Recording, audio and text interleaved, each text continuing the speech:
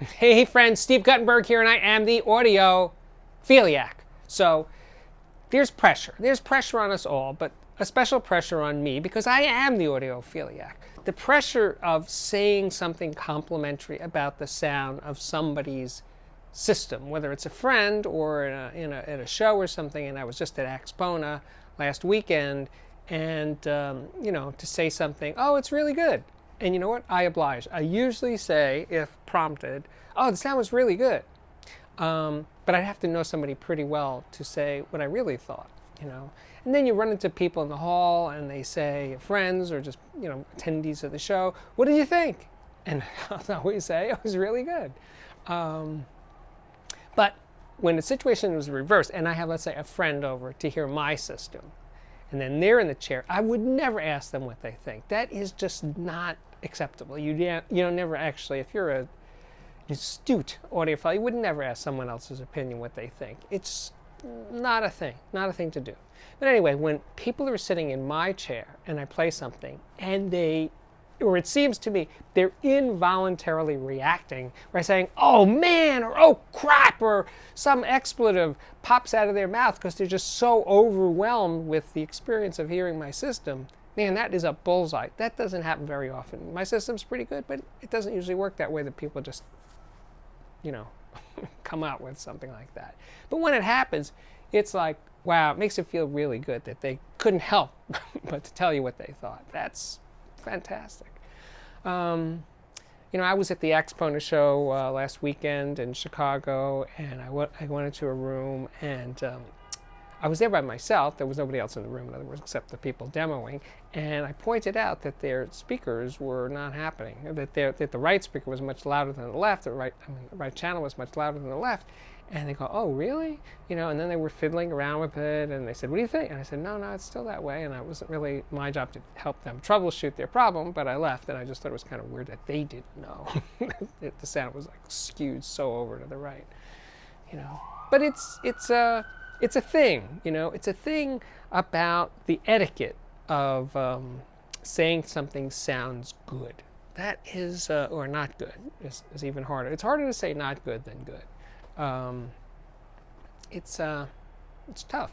So whether I'm in the hot seat and I feel that pressure to say something, certainly it shows. I always say it's good. It shows.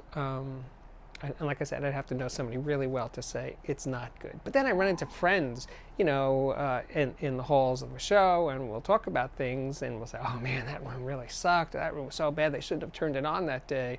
They should have said, oh, we're having a problem. We can't get it to work, rather than play something that was truly, truly awful.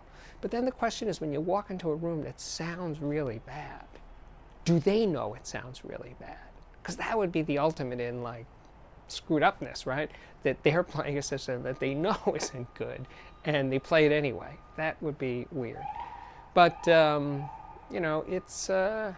it's fraught. It's fraught with uncertainty and tensions and stuff. This thing of, is it good? It's the old question: is it good? It's the age-old audiophile question: is it good?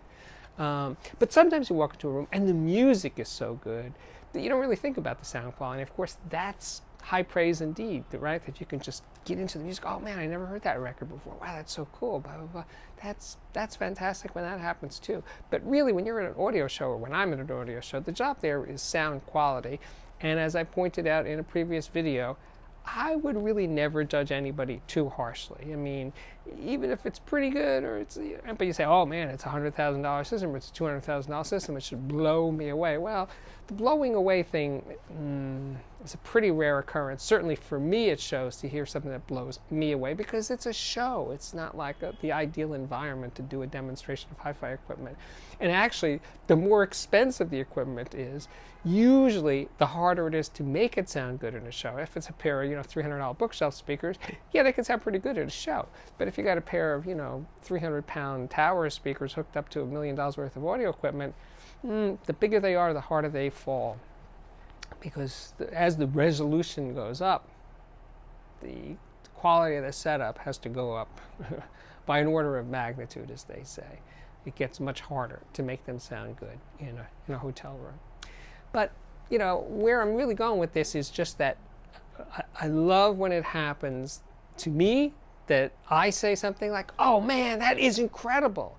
That's fantastic. And when somebody I'm doing a demo for, especially when I was a hi-fi salesman, that they exclaim their amazement at the sound quality, that's as good as life ever gets for the audiophile creed. Kinfolk, that's what we are. Anyway, my name's Steve Guttenberg, and I am the Audiophiliac. This is the Audiophiliac Daily Show.